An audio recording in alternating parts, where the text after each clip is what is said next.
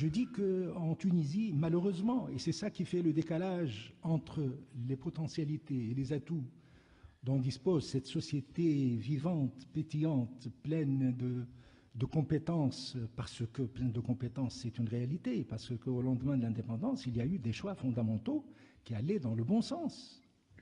Éducation, émancipation de la femme, scolarisation généralisée, qui fait qu'aujourd'hui, on a près de 400 000 étudiants à notre université et que plus de la moitié sont des filles. Voilà les atouts. Mais on est en décalage parce que chez nous, le mur de Berlin ne s'est pas encore effondré. Et lorsque nous parlons de ces conditions difficiles, nous entendons des interpellations tout à fait légitimes pour dire « mais oui, l'opposition, qu'est-ce qu'elle fait? Elle est son programme, son projet ?» Mais ça, c'est... Vous regardez les choses sous l'angle parisien. Absolument, je le dis sans absolument aucune envie de polémiquer. Là où le mur de Berlin, avant sa chute, on ne demandait pas à l'opposition russe, tchèque, quel est son projet, quel est son programme, pourquoi elle n'est pas au contact de la rue, et ainsi de suite. Parce qu'on est dans une situation où seule une certaine forme de dissidence, de résistance est possible. Tout ce qu'on fait, on le fait en résistant. Ça ne veut pas dire que l'opposition ne possède pas une force, parce qu'il y a dans tous les partis de l'opposition démocratique, il y a des cadres, il y a des intelligences, il y a des gens brillants qui ne demandent qu'à s'exprimer pour le bien de la Tunisie. Malheureusement, on les empêche au profit d'autres dans le seul savoir-faire et donc de blanchir tout ce qui se fait en Tunisie actuellement. Tous les hommes et les femmes qui sont passés ici représentent les 4 stratégies où une société complètement occupée de l'intérieur par son État essaie de se débrouiller pour passer de la démocratie frelatée à la démocratie. Alors vous avez eu la stratégie des droits de l'homme. Les droits de l'homme, effectivement, on dénonce, on fait des rapports, on travaille sur l'aspect technique de la situation, etc., etc.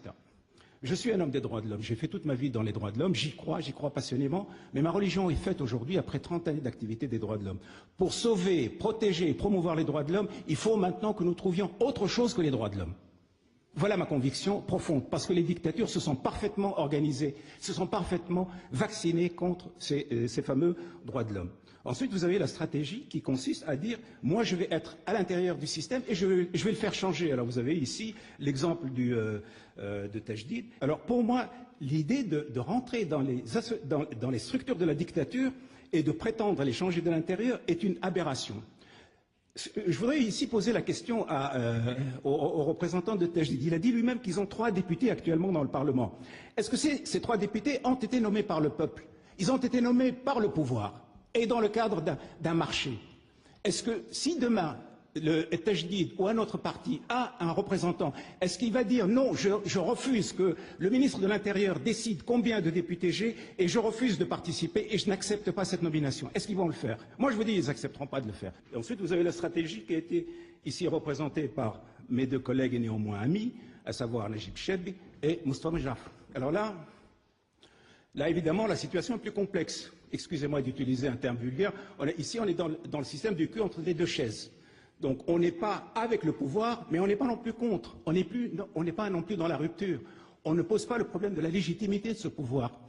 Et là, ces gens-là ont un raisonnement dont la subtilité me dépasse. C'est quoi ce raisonnement? Oui, nous savons que c'est un jeu pipé.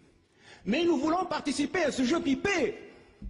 Nous voulons participer à ce jeu pipé. Attendez, pour faire quoi? Eh bien, pour dire que c'est un jeu pipé, pour dénoncer le caractère pipé de ce jeu. Enfin, attendez, ça a l'air de quoi? De qui se moque-t-on? Et enfin, vous avez la 4e stratégie que je représente. Et je dois avouer qu'elle est tout aussi nulle. Cette stratégie, c'est de dire « appelons au boycott ». Le problème de cette stratégie, je m'en suis rendu compte en 2006, quand j'ai voulu retourner en Tunisie, soi-disant pour faire bouger les foules, c'est que les foules, elles ne bougent pas. Elles sont trop malignes pour bouger dans des rapports de force qui ne sont pas encore les leurs. D'autre part, ces foules, de toutes les façons, boycottent. Pour ces élections, ces fameuses élections, il n'y aura même pas 10% de gens qui iront voter. Alors effectivement, les gens peuvent rester chez eux, ils ont boycotté, mais le gouvernement s'en fout, puisque de toutes les façons, il est capable non seulement d'enfler les 95% ou peut-être les 97% du score du président chronique, mais ils vont surtout être capables d'enfler aussi les chiffres de la participation.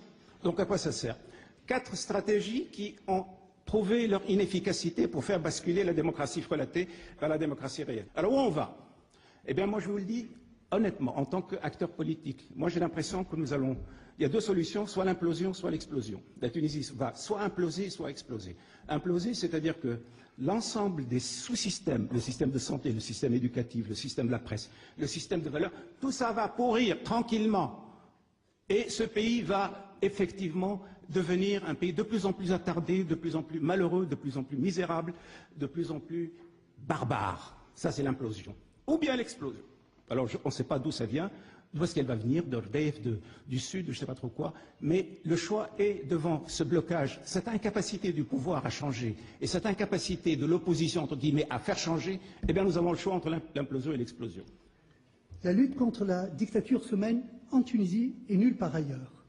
Je comprends que des islamistes condamnés à des peines de plusieurs années, des dizaines d'années, soient obligés d'être à l'exil à Londres ou à Paris. Mais je ne comprends pas qu'un leader de la résistance contre la dictature vienne, dans un exil volontaire, donner des leçons à ceux qui mènent cette résistance.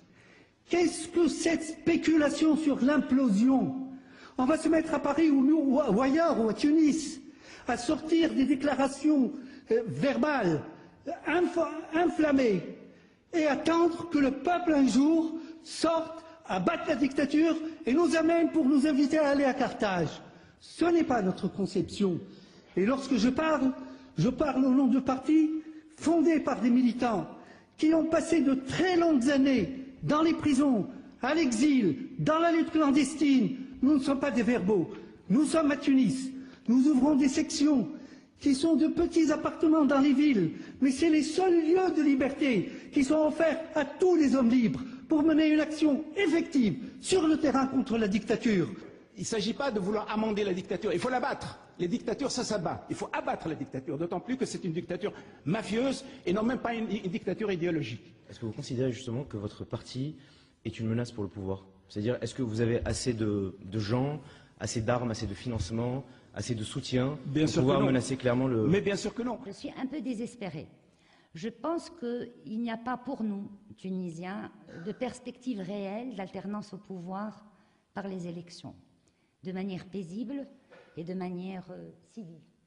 Je pense qu'effectivement, il y a une très grande menace sur la Tunisie parce qu'il n'y a pas cette perspective réelle et que les partis politiques, s'ils sont dans cet état qu'on leur reproche d'être des proto-partis ou des partis confinés, c'est parce que le jeu politique est faussé à la base et qu'ils se battent en sachant qu'ils ne peuvent pas atteindre le pouvoir. Donc le combat n'est pas réel, il est presque imaginaire, il est presque virtuel. Aucun parti à lui tout seul, à moins d'avoir des prétentions hégémoniques avant la lettre, ne peut avoir aujourd'hui la prétention de pouvoir contrebalancer les forces d'un parti qui fonctionne beaucoup plus comme une machine de quadrillage et d'encadrement qu'un véritable parti politique. Nous le savons tous, mais il a une cellule dans chaque quartier, on a parlé des cellules professionnelles qui sont même dans les ministères de souveraineté, enfin une organisation qui rappelle fort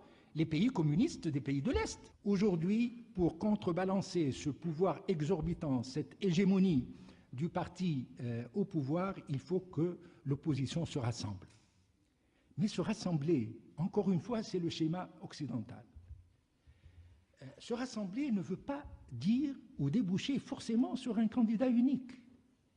Déboucher sur un candidat unique, c'est lorsque commence à naître l'espoir de pouvoir vivre une véritable compétition. La grande question aujourd'hui, c'est comment remobiliser la population, la ramener à s'intéresser à la chose publique. Et donc, je crains fort, je le dis comme ça parce que je le sens, je crains fort que l'appel au boycott, d'abord n'aille dans le sens des gens qui veulent garder le statu quo et d'un autre côté, on aggrave ce grand mouvement d'indifférence et de démission qui malheureusement aujourd'hui caractérise la rue. Bien entendu, on peut en tirer satisfaction lorsqu'on appelle au boycott. On est sûr d'être majoritaire aujourd'hui en Tunisie. Le seul salut pour l'opposition démocratique en Tunisie, c'est le terrain. On y croit plus que jamais. À chaque fois qu'on décide de faire quelque chose, on est empêché, on résiste, on tient bon et on obtient gain de cause. Il faut multiplier les initiatives, il ne faut pas se cacher, il faut aller vers les gens, il faut que les programmes soient compris par les gens avant qu'ils ne soient destinés au pouvoir. Je vous dis, ce qui manque aujourd'hui, c'est le contact avec la population. C'est comment sortir cette population de l'indifférence. Vous avez un exemple précis. L'université a été de tout temps, avant l'indépendance et après l'indépendance, le creuset de la réflexion et de l'action politique. Mais en même temps, malgré ce pessimisme, je pense que je dois être optimiste en vous voyant d'abord agir d'une autre manière qui n'est peut-être pas la nôtre, celle de la génération d'avant. Je les vois agir par la télévision, par le théâtre, par la création, par la peinture, par beaucoup de choses. Et on les voit dans les facultés, ils sont très créatifs et je pense que les gens parlent de plus en plus, je ne sais pas lequel a dit la peur a changé de camp. Je crois que la peur qui existait il y a encore une dizaine d'années ou peut-être 5 ans, je pense qu'elle a changé de camp.